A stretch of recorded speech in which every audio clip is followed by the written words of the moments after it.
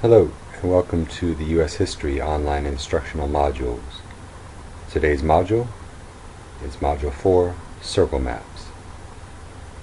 The social studies skills that will be addressed are number 1, comparing similarities and differences, and number 15, determining adequacy and/or relevancy of information.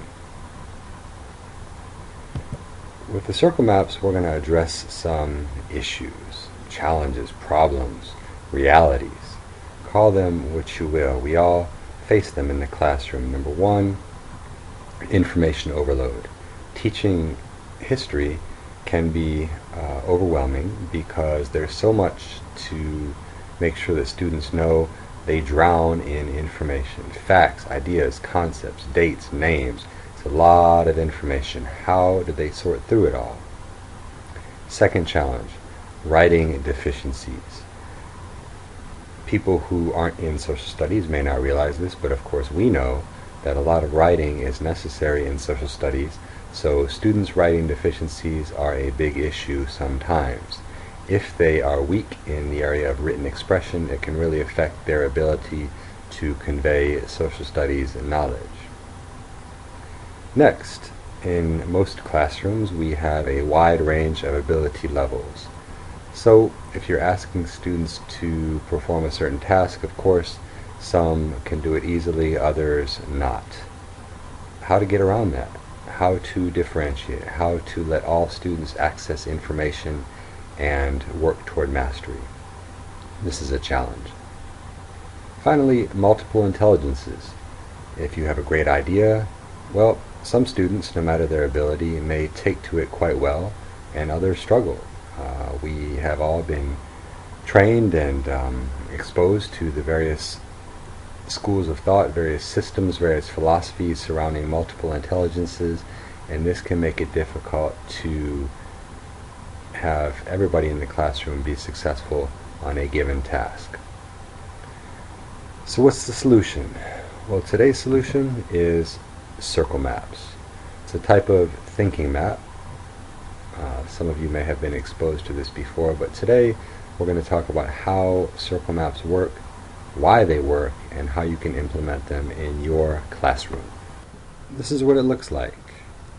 Now, at first glance, it might seem a jumble of information, but you can see the topic in the center, the Great Society, and the key on the left-hand side explaining what all the information is. The student has categorized, organized, sorted, and therefore made sense of all the information that she has dumped inside her circle.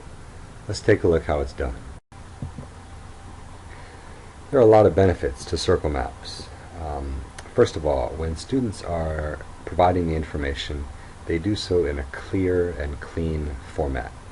It's easy for them to produce it, it's easy for anyone else to understand it, and this lends itself well toward studying later on. Secondly, circle maps help students organize their thoughts. Again, in history, we face a jumble of information, a tsunami of information, and the students can drown in it. Well, organizing their thoughts goes a long way, and a circle map can help there. Next, circle maps is a form of low-stakes writing. Again, we've got students with difficulties or deficiencies in written expression. Circle maps are accessible to them. You are not asking any more of them than single words or short phrases, terms perhaps. This is low-stakes writing. Along the same lines, a circle map asks minimal demands of a student in terms of vocabulary. If a student doesn't have to flesh out long, complete thoughts with perfect syntax and independent and dependent clauses and all sorts of things, well, it might be a little bit easier for some students to dig into the information if it's easy to produce it on the back end with a circle map. And finally, the nature of this sort of thinking map is that it is visual, it is colorful. Students find it easily accessible. A lot of times they enjoy color coding and making the key that we'll talk about momentarily. So circle maps have a lot of things going for them. They are pretty quick to set up, but on the flip side, they can be as long and involved as you want them to be. It could be a 5 or 10 minute bell ringer or sponge, and by the same token, it could be a homework assignment or a group project that is much, much more extensive. When I say that a circle map can turn into something quite large, extensive, and higher level, this is what I mean.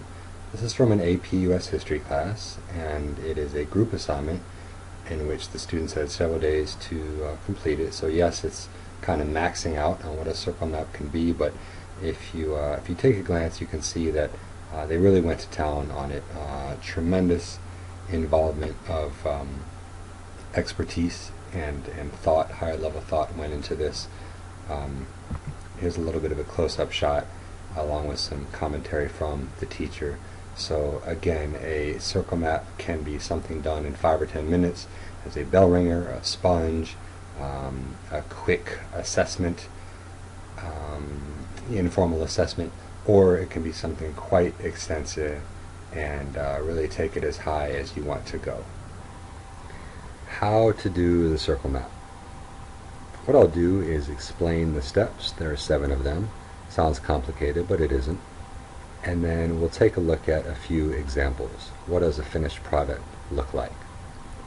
Step 1, decide on a topic. You may give the student his or her topic, or the student may pick one for himself, but of course you have to have a topic first. Doesn't matter if it's narrow or broad. You could assign the Battle of Gettysburg, or you could assign the Civil War, something small, something large.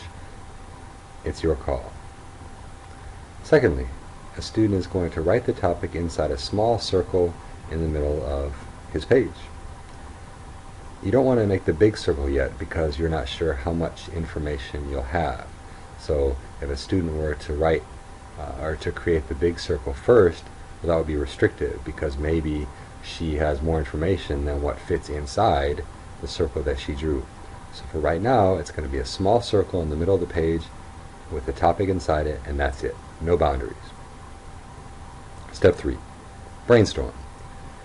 All around the small circle, the student will write everything that comes to mind when she thinks of the topic. This is truly a brainstorm, that there is no wrong way to do it. It can be ideas, facts, names, dates, places, causes, effects. You name it, it's okay. Descriptions, connections, it all fits in a circle map. This is entirely accessible, and students of all levels can access it because of that. Truly a brainstorm. If you have 10 students do the circle map, I guarantee they will put a whole bunch of different information in them. You're not going to get identical circle maps. Step 4 would be for the student to sort the information by categories that he identifies on his paper. Let's say he puts 10 facts or 10 ideas, 10 phrases, 10 terms surrounding the small circle on his paper. Well, now he's got to look through it and see, okay, do I find a few people? Well, that could be a category. Do I find a couple of laws? That could be a category. Do I see some causes or effects? Those could be categories. Do I see places? That could be a category if I happen to list a couple of places. If I'm doing the Battle of Gettysburg, maybe I've got a couple proper names. Maybe I throw in Robert E. Lee or Pickett's Charge, and those would be places perhaps. Or not places, it would be people on one hand, or places, events in the other. Step 5. After sorting the information, the student will color code them or otherwise sort them out. If colors are readily accessible because the student has markers, highlighters, or different colored pens, then great. If not, then doing the key can be achieved in different ways, presenting the people, circles representing the places, stars representing the ideas, dotted lines representing the causes, etc. Well, after this is done, you are going to have the students create a key off to the side. So outside the space in which they've put all their information, there's going to be a key so that they, as teachers, can understand exactly what they've got. This is a key step because organizing the information is one of the best things about a circle map. It's not just a jumble of information, it is a categorized, sorted form of information. Organizing information is one of the key steps to learning, and a circle map makes it very possible. Step 6, the information, not including the key, but all the information that the student has put down. And then step 7, outside the big circle, she will write a sentence or two explaining the topic's significance. So trying to make sense of all the information that has been put on the paper, we're going to get a sentence or two to explain why it matters, how it impacted society, how it made a difference in America at that time. Here's an example from Standard 11 dealing with the American Federation of Labor. It's a circle map with a whole lot of information, far more than you'd get if you just asked a student for a typical bell ringer or sponge, identify the AFL, or explain the tactics of the AFL.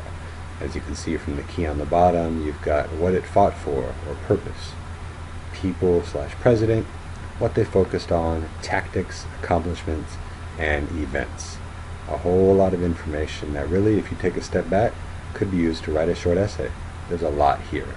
Next example on the post-war boom, so we're talking Standard 20, the Truman-Eisenhower administrations. You've got the post-war boom in the middle, there's your topic, and then the key at the bottom. Popular culture, suburban growth, politics, unequal opportunities. If you look closely, you'll see that the student has even included some material from Standard 21 about unequal rights and ideals of white America. Well, what this does is prove that the student has had the latitude to bring in some connections. What else does she know? What else comes to mind? What else possibly could be tied in? It's open-ended. And if you give an open-ended task to a room full of students, you're going to get some great stuff for discussion, and everyone's horizon will be broadened. The only thing missing from these two examples is the significance. Ideally, you would want a sentence or two explaining why this matters, how it affected America. Stick that somewhere on the perimeter of the sheet, and you're in business. So that's it. Here's another look at our model. You can see that we've got a brainstorm, we have sorted and organized information, and we've explained why it all matters. And that'll do it. The circle is complete.